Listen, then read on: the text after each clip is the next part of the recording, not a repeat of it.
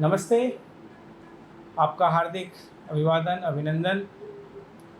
और हम लोग बात कर रहे हैं आपकी डिमांड के अनुसार। आपने डिमांड की थी कि इस पर चर्चा की जाए कि ट्रेडिशनल चाइनीज़ मेडिसिन विश्व में इतना आगे क्यों है आयुर्वेद की तुलना में। और कल मतलब कि पिछले सेशन में हमने ये कोशिश की थी कि हम लोग एक दूसरे को समझाएं और जानें कि हम लोग तो एक साथ ही शुरू हुए थे, और फिर एक साथ शुरू होने के बाद भी हमारे में इतना ज़्यादा डिफरेंस क्यों आ गया, इस पर हमने थोड़ी सी कल चर्चा की थी। और उस चर्चा का मूल बिंदु यही था कि हम पीछे इसलिए हुए, we are not so developed on this particularly account we are not so developed because there are no government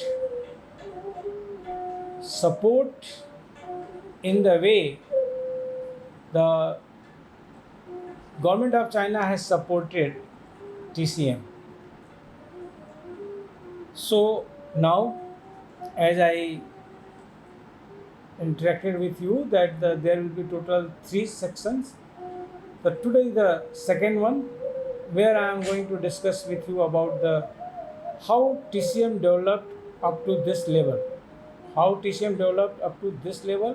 and then we will thought about the things where India is lacking and what is the Indian situation in the final session, which will be when the term will be there. Now the question is here.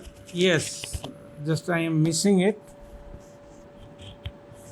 Yeah, the question is here that producer madam thank you, और थोड़ा सा voice और कम कर दीजिए, sound उसकी कम कर दीजिए, क्योंकि पता चलता है कि इसी की आवाज़ आप सुन रहे हैं हरिप्रसाद चौरसिया जी की ही, और कहीं थोड़ा सा चाहिए, संगीत तो चाहिए ही अच्छी बात करने के लिए, चाहे बड़ी कड़वी बात कही जाए और संगीत के बीच कही जाए तो अच्छा लगता है। तो ये तो आप जानते ही हैं कि ये पूरा का पूरा हमारा जो टीम है काम कर रही है, और इसमें जो हमारे जितने भी पीजी पीएचडी को लर्नर्स हैं वो बहुत ही अच्छा एक्टिवली सहयोग देते हैं, और वो ये कहते हैं कि सर दुनिया तो बाद में सुनती है, हम पहले सुनते हैं और हमें पहले नॉलेज होती है उस बात की। तो मैं उनके इस तर्क से भी सहमत होता हूँ, और ठीक है, हम सब लोग मिल कर के एक अच्छा काम करने की कोशिश कर रहे हैं, और आपका जो सपोर्ट मिल रहा है वो भी हमें उन लोगों को उत्साहित कर रहा है। तो चलिए आज हम इस पर खाली एक समझने की कोशिश करेंगे कि आखिर एक साथ हमारी जर्नी शुरू हुई 1950 में, independent India and independent China, and how we have got all these things where we are on the back bench and they are on the front bench in the comparatively global account. तो मुख्य बात तो यही है, government support. And government support के भी पहले जो दूसरी चीज़ जो कि बहुत इंपॉर्टेंट है, जिस पर हम कल भी आपका ध्यान चाह रहे थे, और वो ये है कि cultural support. Yes, the cultural support and the government support and the scientific endeavours in the Chinese medicine make the Chinese medicine what they are today in the global scenario. We are lacking on every account. Being teacher, I have to submit all the submissions with the very honesty and the integrity, in the fairness and the transparent. And the conclusion is this: we failed utterly on all these 3 accounts till date. Government support, yes, it is being started now, but till date the 70 years, the 75 year, no, not as much as required. It was not in the pity condition also in the previous governments. I may say this NDA government in the leadership of Honorable Prime Minister Shri Narendra Modi ji, it is little bit favorable, but here also we have to work more. But कुछ से न भला तो कुछ भला है ही है, उसको बोलते हैं कि भागते भूत की लंगोटी हाथ लग जाए। तो खैर बाकी सरकारों ने तो कुछ नहीं दिया, चले यहाँ तो कुछ प्रोत्साहन क्या बहुत कुछ क्या बहुत हो रहा है। अब तो अच्छा लगता है कहीं कहीं पर कि हम ही लोग पीछे हैं, आयुर्वेद के लोग ही पीछे हैं, सरकार नहीं। चलिए, दूसरा जो सपोर्ट हमको कहीं से नहीं मिला और जिसके लिए कि हम ही लोग जिम्मेदार हैं, और यहाँ आयुर्वेद से हट करके पूरा भारतीय समाज, यहाँ फंड और गवर्नमेंट में तो आयुर्वेद के लोग, लेकिन यहाँ जो दूसरी में बात मैं कर रहा हूँ, कल्चरल सपोर्ट जो TCM को मिलता है चाइनीज़ पीपल का, चाइनीज़ पॉपुलेशन का, वो भारत में आयुर्वेद को नहीं मिलता है। अब इसके पीछे के कारण जरूर चिंतन करने योग्य हैं, मनन करने योग्य हैं, मंथन करने योग्य हैं। उनकी मूलभूत ऐसी विचारधारा जनता की क्यों बनी है, उस पर भी प्रकाश डाला जाना चाहिए, उसको भी समझना समझाना चाहिए। तो उसके सैकड़ों कारण हैं और उसमें जवाबदेही सबकी बनती है। Accountability is for all sections of the society, all leaders of the society, and of course the government. तो कल्चरल सपोर्ट भी आयुर्वेद को नहीं है भारत में, जितना कि चाइनीज मेडिसिन को चाइना में है। और कल्चरल सपोर्ट की जब मैं बात करता हूँ तो सांस्कृतिक शब्द की बात कर रहा हूँ, भारतीय संस्कृति की बात कर रहा हूँ, न कि किसी धर्म विशेष की बात कर रहा हूँ। यहाँ तो सबसे बड़ा कन्फ्यूजन यही हो जाता है। हमारी 2-3 राज्य सरकारें जो हैं आयुर्वेद को हिंदू धर्म की चिकित्सा पद्धति मानने लगती हैं, या यूनानी को मुस्लिम धर्म की चिकित्सा पद्धति मानने लगती है, सिद्धा को द्रविडियन से जोड़ लिया जाता है। ऐसा नहीं है और ऐसा नहीं होना चाहिए। भारतीय संस्कृति है। भारतीय संस्कृति में जैसा कि एक सुप्रीम कोर्ट का एक डिसीजन आया था कि Hindu is not a religion, Hindu is a practice of life, Hinduism is the practice of life, philosophy of life. धर्म सनातन है, हिंदू नहीं। बड़ी बात है, पढ़िएगा इसको। मैं तो कोशिश प्रयास करता हूँ कि थोड़ा सा अध्ययन किया जाए इस विषय में भी। धर्म हमारा सनातन है, हिंदू नहीं। Hinduism is the way of life, ऐसा माननीय उच्चतम न्यायालय का कहना है और हम लोगों का भी समझना है। चलिए, तो ये जो और तीसरी जो बात हमने कही थी कि जहाँ हमको भारत में सपोर्ट नहीं मिला, वो कल्चरल के बाद जो आता है, एक तो गवर्नमेंट में सब आ गया, रेगुलेटर्स भी आ गए, ब्यूरोक्रेट्स भी आ गए, पॉलिसी मेकर्स भी आ गए, सभी आ गए। और दूसरा जो कल्चरल की बात, और तीसरा जो एक अलग से ले लिया जाए पैरामीटर, इंटरनेशनली हम लोग क्या क्या कर पाए as a part of the government, as a system और the delegation of the government, और as an individual attempts, as many वैद्यास are doing individually, whether any most acceptable organization is prevailing in Ayurveda as the TCM organizations are working in the TCM. I shall come to you within couple of minutes with data, right? So these are the points जहाँ भारत चीन से हार रहा है। सीमा विवाद पर नहीं जा रहा हूँ मैं, अभी गलवान की घाटी की लड़ाई पर नहीं जा रहा हूँ, या चाइनीज़ मैन्युफैक्चरर्स के प्रोडक्ट्स के बहिष्कार पर नहीं जा रहा हूँ। अभी मैं एक सिस्टम ऑफ मेडिसिन की बात कर रहा हूँ, और वो सिस्टम ऑफ मेडिसिन जो कि संस्कृति पर आधारित है, संस्कृति पर आधारित है। वो Chinese culture, Indian culture, I am not saying सनातनी कल्चर और Hindu culture, Indian culture, Chinese culture. तो इसके बेसिस पर भी जो हमारे यहाँ डिमार्केशन है, डिफ्रेंशिएशन है, वो एक बहुत बड़ा कारण है कि भारतीय चिकित्सा पद्धतियाँ, जिसमें यूनानी भी आती है, आयुर्वेद भी है, सिद्धा भी है, चीनी चिकित्सक पद्धति से, चीनी प्राचीन चिकित्सा पद्धति से हार रही है आज की तारीख में। चलिए, अब जो हम इस पर जो बात कर सकते हैं और जो कि सारी चीज़ों को हम जो देखना चाह रहे हैं, जिसको कि एक बहुत ही कायदे से, तरीके से इसको एक एक करके हमें समझना होगा, तो हम ये पाते हैं इस कॉन्सेप्ट को चाइना ने बहुत प्रसारित किया, प्रोपोगेट किया, जो भारत में भी अब हो रहा है।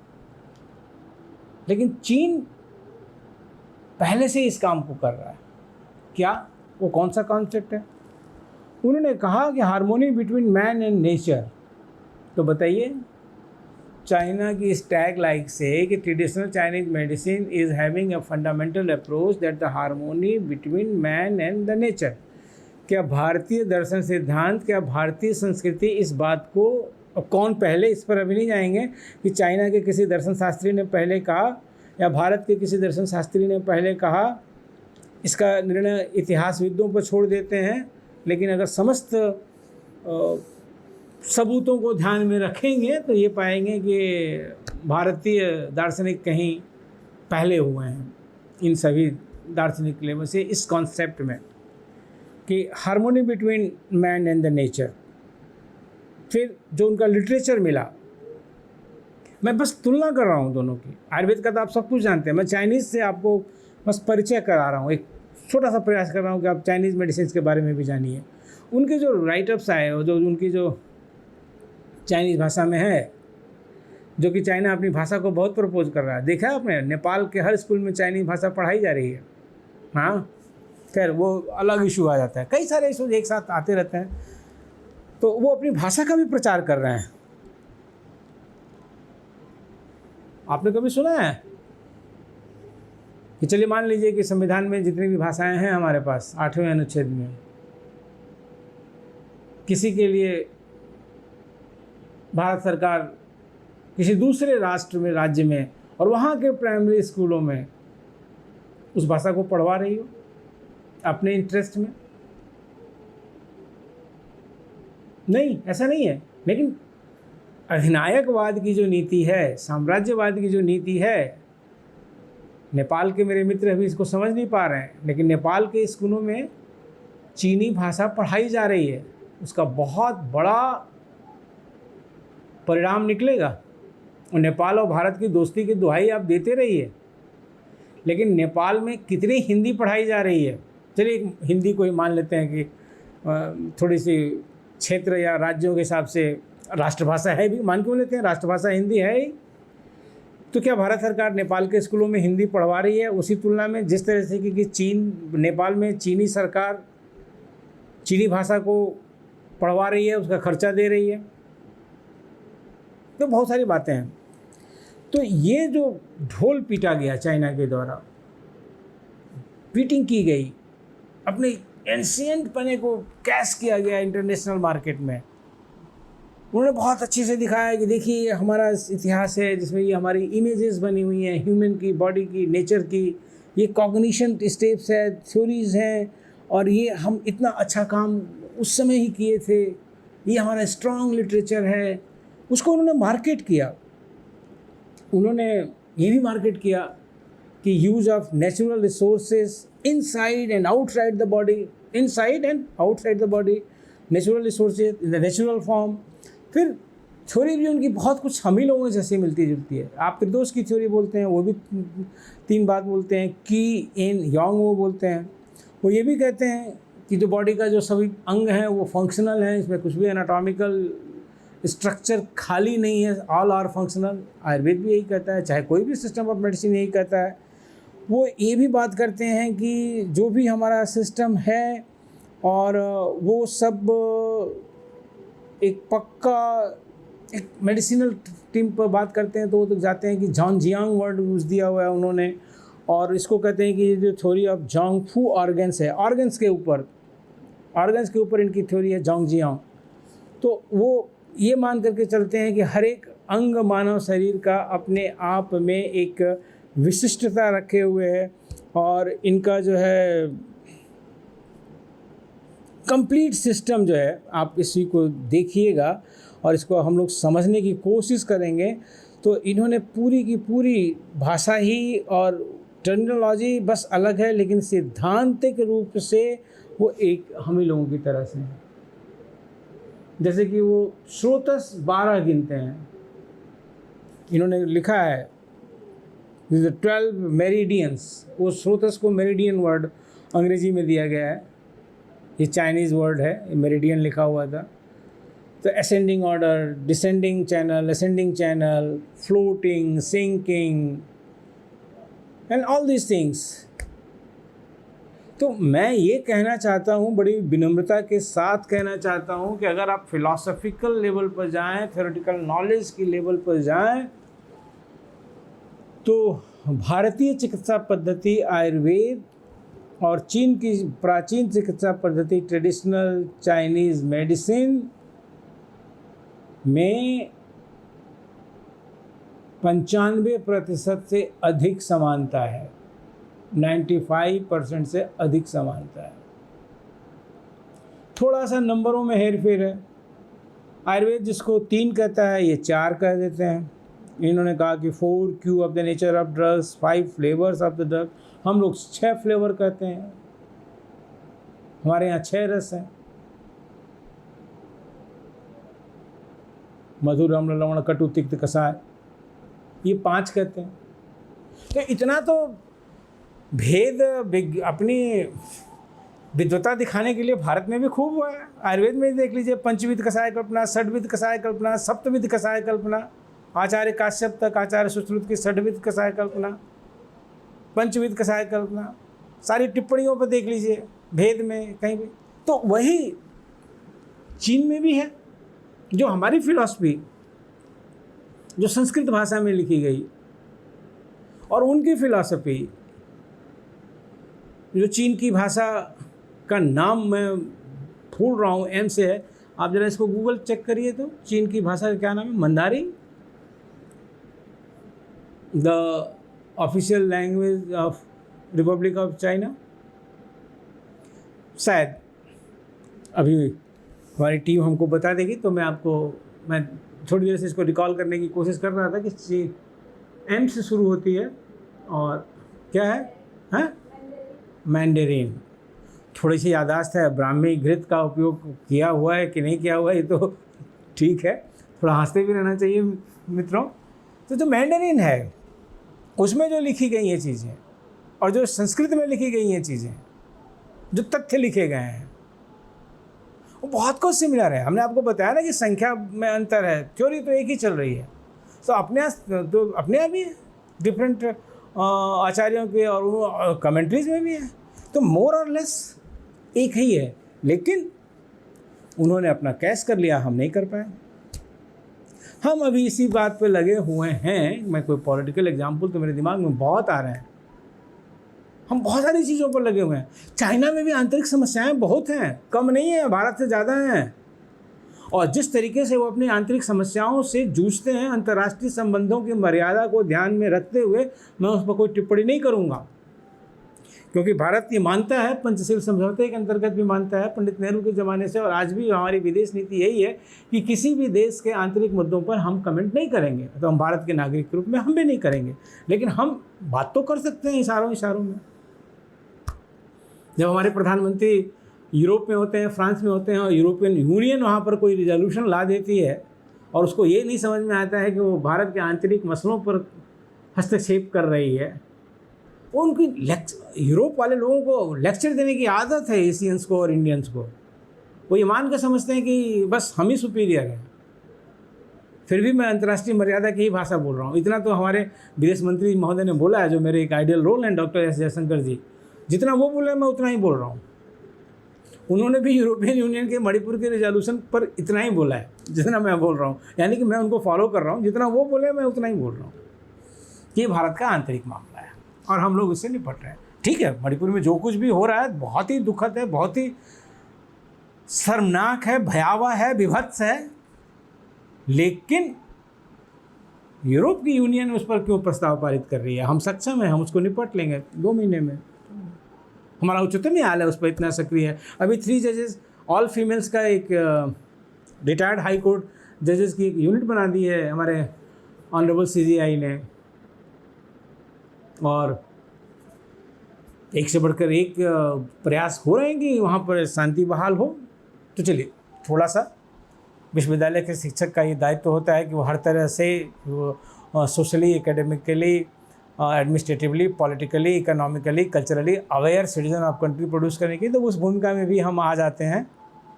लगभग जब भी हमारी क्लासेस इंटरेक्शंस होते हैं पीजी पीएचडी के साथ, तो ये भी भूमिका हमारी रहती है सब्जेक्ट के साथ, सिलेबस के साथ। प्रोफेसर और टीचर में बड़ा अंतर होता है। चलिए आज 2 मिनट इस पर भी बात कर लेते हैं कि टीचर और प्रोफेसर में क्या अंतर है। जो टीचर है वो पढ़ाता है और उसका इवैल्यूएशन इस बात पर होता है कि जो स्टूडेंट को पढ़ाया है उसने प्राइमरी सेकेंडरी लेवल पर, वो कितना उसने ग्रेस्प किया, परसीव किया। वो टीचर नॉलेज देता है स्टूडेंट को, उसका असेसमेंट इवैल्यूएशन उस लेवल पर होता है।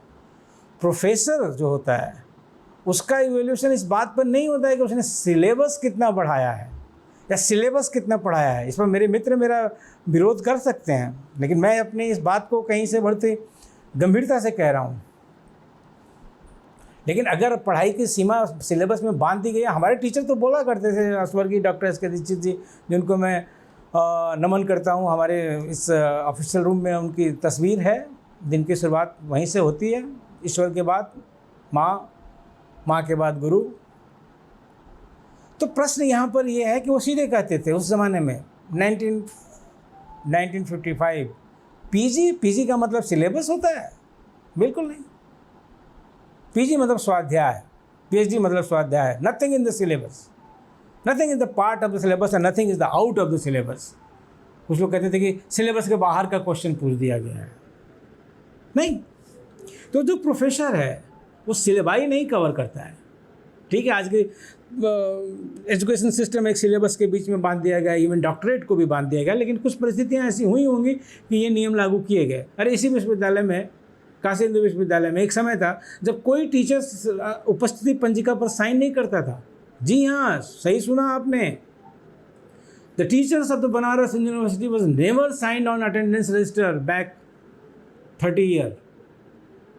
स्थापना के मतलब कि स्थापना से लेकर 70 साल तक, 100 साल तो हो गए ना हम लोगों के 2016 में, 70-75 साल तक काशी हिंदू विश्वविद्यालय का शिक्षक उपस्थिति पंजिका पर सिग्नेचर नहीं करता था।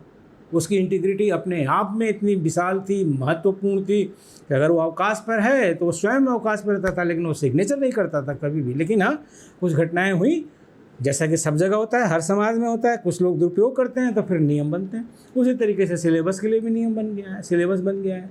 लेकिन प्रोफेसर जो होता है ना, वो उसका प्रोफेसर सिलेबस नहीं पढ़ाता है। प्रोफेसर अपने स्टूडेंट को जो पीजी और पीएचडी में आए हैं, वो ये कहता है कि I am a leader in the flood of knowledge.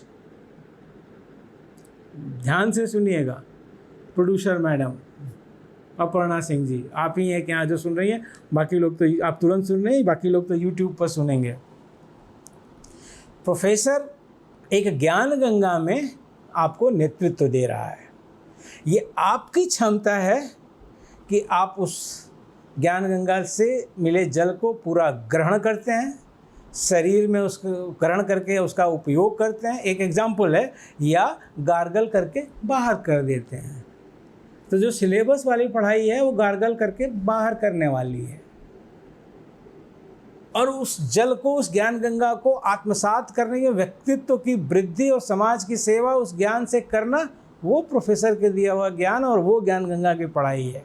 तो मैं ये कह रहा हूँ कि थोड़ा सा मैं हर तरफ से लेकर के अपने इंट्रैक्शंस में चलता हूँ इस बात को लेकर के कि विद्यार्थी का समग्र संपूर्ण विकास किया जाए। और शायद यही कारण है कि विद्यार्थीगण, हमारे सहयोगी गण एक अच्छे सम्माननीय और अलग दृष्टिकोण से 20 साल बाद, 25 साल बाद भी याद, अभी तो 25 साल का कैरियर ही नहीं हुआ, हाँ 23 साल के बाद भी 7 के 2000 के जामनगर के हमारे सारे अध्येतागण, अभी कल ही एक आए थे डॉक्टर मनीष पटेल BHU, तो उन्होंने बहुत सारी बातें की। चलिए, तो अब मैं इस पर आता हूँ फिर से कि हम अपनी संस्कृति से आयुर्वेद को नहीं जोड़ पाए थी पहले, लेकिन हमने विरत कर दिया ब्रिटिश काल में। मुख्य रूप से उधर भी किया था, इस्लाम धर्म के शासकों के द्वारा भी जब हमारी रूलिंग और इसको ऐसे कहा जाए तो वहाँ भी थोड़ा सा हम लोग आयुर्वेद से विरत किए गए। लेकिन वो आयुर्वेद को अगर बढ़ावा नहीं दिए तो आयुर्वेद को नष्ट नहीं किए। उन्होंने एक पैरेलल चिकित्सा पद्धति बढ़ाई, यूनानी। लेकिन ये ब्रिटिशर्स तो आयुर्वेद को विनष्ट करने पर तुले थे ना, क्योंकि अपने साथ एलोपैथ लाए थे। उनका मकसद नहीं पूरा होता अगर आपको ये शो नहीं करते हो कि नहीं आयुर्वेद एक बेकार चीज़ है, हम जो कर रहे हैं वो सुपीरियर है, हम जो करते हैं वो सुपीरियर है, दूसरा जो कर रहा है बेकार। वो इन्होंने हमारी मानसिकता में भर दिया, जो कि आज भी चल रहा है। खैर, तो हम अभी चर्चा कर रहे हैं कि भारत के मूल कारण जिस पर कि हम लोग नहीं ध्यान दे पाए और चाइना से हम इस परिप्रेक्ष्य में हार रहे हैं।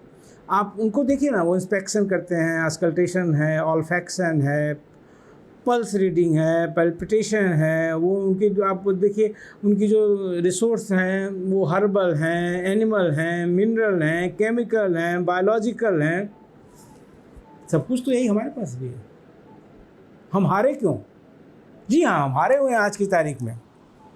और अगले सेशन में हम इस पर विस्तृत चर्चा करेंगे कि अभी आप अगर बस आपका मैं 2 मिनट का समय और लूँ और बताऊं कि चाइना सरकार ने क्या क्या किया है, तो आप देखिए, मैं बस उसको पढ़ता हूं पूरा।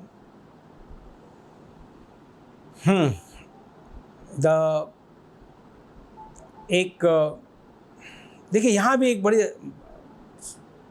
इंटरेस्टिंग बात है कि जब हमने आईसीडी में आने का जश्न मनाया कि आईसीडी 11 में हम आ गए, उसी समय चाइना भी आया है, उसके पहले नहीं आया। हम साथ ही साथ हैं बहुत सारी जगहों पर जहाँ की शुरुआत 1950 और देखिए इन 2019 में 72nd world health assembly deliberated and approved the 11th revision of the International Classification of Disease ICD-11, which included for the first time a chapter on traditional medicine derived from the TCM। Ayurveda भी उसके बाद आने की प्रक्रिया में आया, लेकिन थोड़ा सा बाद में हुआ, लेकिन बहुत ज़्यादा गैप नहीं है। अगर ये 2019 में आ गए हैं तो हमारे यहाँ भी काम 2022 में लगभग क्या पूरा हो ही चुका था और इस पर हम लोग सबमिशन दे चुके हैं। which included for the first time, ये तो बात हो गई। According to the report of the Secretary General of the WHO, ICD-11 includes a supplementary chapter titled Traditional Medicine Conditions Module 1, classifying the traditional medicine pattern that organized from ancient China and were widely used in China, Japan, South Korea and other countries. Ayurveda is missing. काम चल रहा है। The International Standard Organization ISO established a technical committee of TCM ISO/TC 249 that has issued several international standards of TCM। आप अपने को देखिए आयुर्वेद को कि ISO से कितने सर्टिफिकेशन हम लोगों के लिए निकले, जैसा कि ये ट्रेडिशनल चाइनीज़ मेडिसिन के लिए आए हैं TC 249। क्या आयुर्वेद का कुछ है? अगर है तो हमें बताइए, हम भी ढूंढने का प्रयास कर रहे हैं। उसके बाद The Chinese government is committed to promoting the development of international traditional medicine, maintaining close cooperation with the WHO. China's experience in TCM has supported the WHO in successfully holding the first traditional medicine conference and the formation of the Beijing Declaration in 2008. The 62 and the 67th World Health Assembly adopted twice the resolution on traditional medicine and implemented the WHO strategy on traditional medicine 2014 to 2023। अब अगली बन रही है 2035 तक की। WHO की site पर जाइए, आपको हर एक चीज़ दिखती रहती है। और and the Chinese government has signed, यहाँ पर देखिए 86 TCM cooperation agreement with the different countries and international organisation and support 10 overseas centres. अभी एक बड़ी तेज़ न्यूज़ अभी ट्विटर पर एक हफ्ता पहले थी और हम सब लोग NCISM को बहुत बधाई दे रहे हैं और देना भी चाहिए। हम लोग ये कह रहे हैं कि NCISM की ट्विटर पर न्यूज़ आई कि NCISM is trying to pave the way for the opening of Ayurvedic colleges in abroad. यहाँ क्या है, ये ऑलरेडी वर्क कर रहे हैं। They are the having international organisation has sent medical teams to more than 70 countries in Asia. China government ने, अभी college वाली बात में आती है, उसको बीच में 70 कंट्रीज़ में चाइनीज़ मेडिकल रिप्रेजेंटेटिव गए हैं, जिसमें से कि एक हमेशा TCM का हुआ है। आप मुझे ये बताइए, खुद सोचिए, हम भी अपने इंटरनेशनल ऑब्लिगेशन में मेडिकल टीम्स इंटरनेशनली भेजते हैं, मेडिकल टीम्स भेजते हैं, लेकिन क्या उस मेडिकल टीम में एक भी आयुर्वेद का बंदा होता है? नहीं। जबकि चाइनीज़ गवर्नमेंट जब भेजती है मेडिकल टीम तो उसके मेंबर्स में एक टीसीएम का मेंबर ज़रूर होता है।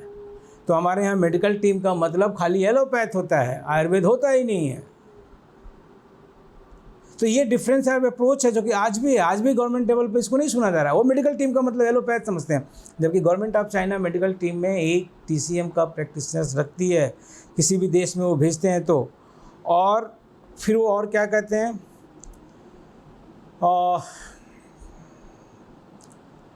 The Chinese government has sent, especially in Africa, and has sent more than 400 TCM technician to more than 40 countries. किसके लिए? एड्स के लिए, मलेरिया के लिए और जो भी डिजीज़ हैं।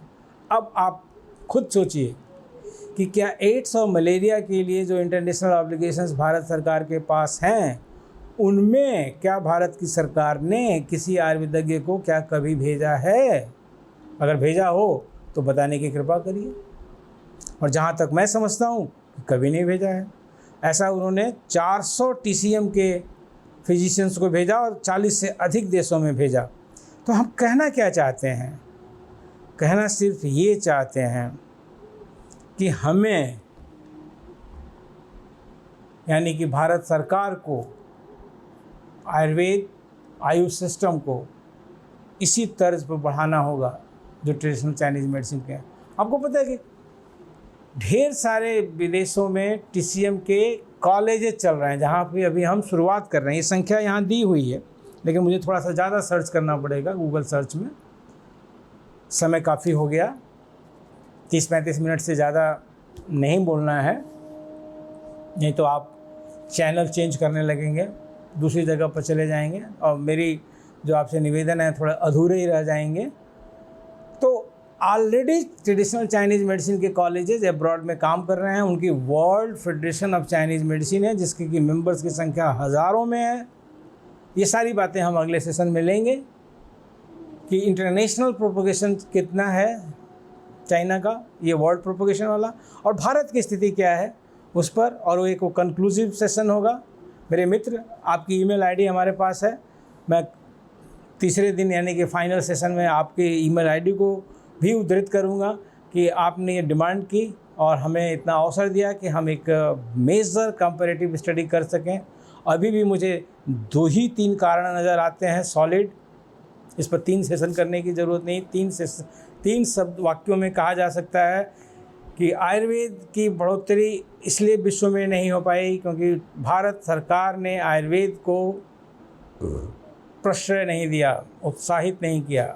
नंबर 2, आयुर्वेद भारत में चाहे विदेश में इसलिए नहीं पनप पाया क्योंकि भारतीय संस्कृति के वाहकों ने इस भारतीय संस्कृति की विशेष विधा को किनारे खड़ा कर दिया।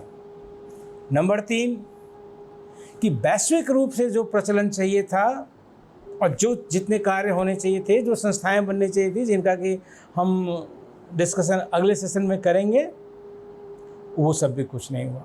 तो इसलिए आज अगस्त 2023 में अगर आप पैरामीटर्स को देखें ट्रेडिशनल सिस्टम ऑफ मेडिसिन के नज़रिए से, टीएम के नज़रिए से, तो ट्रेडिशनल चाइनीज़ मेडिसिन बहुत आगे है। इंडियन मेडिसिन यानी कि आयुर्वेदा बहुत पीछे है। और इसका शीर्षक बिल्कुल उपयुक्त है कि भारत इस संदर्भ में चीन से हार रहा है। नमस्ते, धन्यवाद, आभार। इसी तरह से जुड़े रहिए, फिर मिलते हैं।